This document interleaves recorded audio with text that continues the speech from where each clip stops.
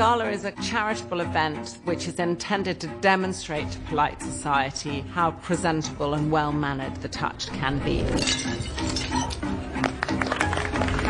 It's this kind of charity which is now considered politically incorrect.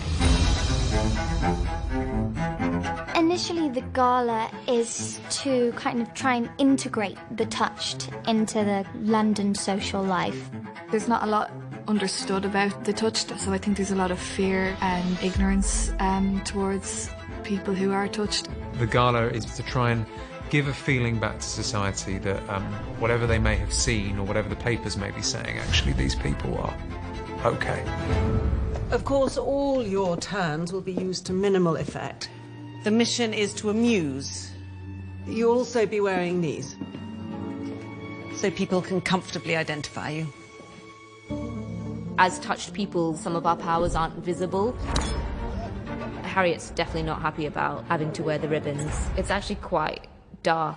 All the women just want to be normal and want to be at a party and wear a pretty dress and be considered normal parts of society. And society insists on compartmentalizing them and separating them. I don't think they think too much of it. It's just another way of othering us. They turn from people into amusements. They're there to be funny now and not to be scary. You can wonder at them. Do we smile or perhaps? Don't be an ass, Carl. There's a lot of green screen in the making of Primrose. There's also a platform that I have to stand on quite a lot of the time that actually brings me up to Primrose height. But we also have a Primrose doll, which is my exact proportions, but Primrose size. It's strange enough just to see myself, like in a picture, but then to see a model of myself but double is quite scary. So to achieve the Primrose effect, we've got a whole bag of different tricks. When she's getting photographed at the party, we actually used 2 cameras simultaneously, where we had one camera as a master camera showing she's standing against a staircase and there are these spectators who are taking a photo with her. And then we have another camera on Primrose who is still standing there in front of them, but she's at her normal height. But the second camera is half the distance closer to her and half the height. So we have her on green screen, and then with our video mixing team, in real time, they're compositing it so that the director and the DOP and all of us can watch on the monitors, seeing Primrose in real time, looking like a giant from camera one's point of view.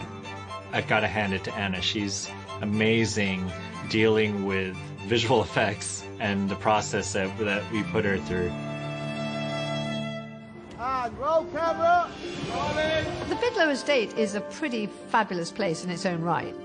What was really nice about using West Wickham, which is where that one was that the lovely staircase, it was perfect for Primrose, and having the photographs taken and everything, it was just spot on. The interiors of this place are sort of legendary in architectural history.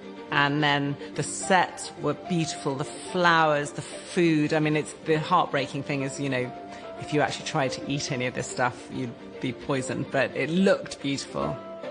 The house lent itself to some beautiful autumnal colours of flowers, which we spiralled around the marble columns and had climbing up the stairway. We just went to town, Tina and myself. It just begs to be dressed, really. All of the people that went to the gala basically had people at home that would help curl their hair. But the girls from the orphanage were styled pretty much how they are on an everyday look. You know, they kind of all help each other out with their hair and things. We worked that out early on. We had a lot of the costumes made for the Bidlow house because I wanted the palette to be so precise. The class system was rife then in Victorian times. The best way to illustrate it in some ways is palette. We wanted pale and beautiful, not too sugary, but sort of lovely pale pistachios and peach and just this lightness and this beauty. And then into that, we bring the touched, who look a bit drab by comparison, except for Penance, who we wanted to make look rather pretty, but actually rather dated. So her silhouette, it's not really of the time. It's something that was obviously handed down to her, but she still looks gorgeous. Did you have something you wanted? There are some paintings thought that From you when be... I said how I like paintings. Paintings, yes.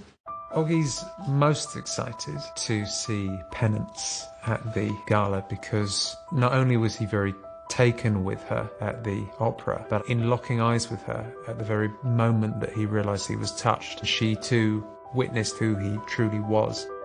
And she is very willing and open and prepared to hear his thoughts and listen in a way that other people won't listen to him. I am a monster. You know you're not, though.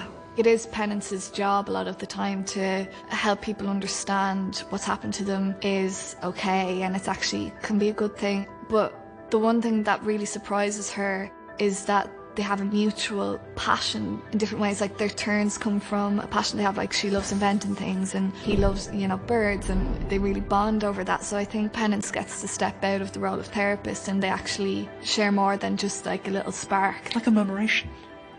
A great horde of birds.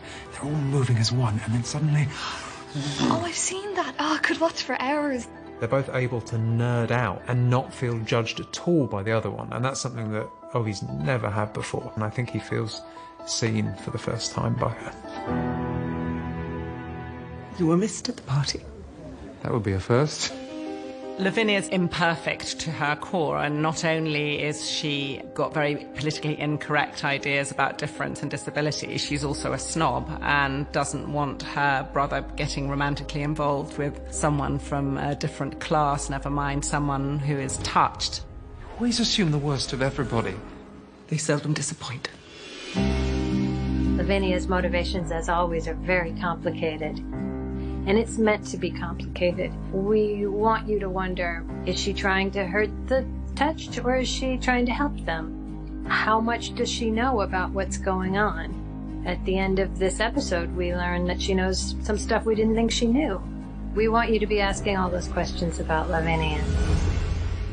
This is war.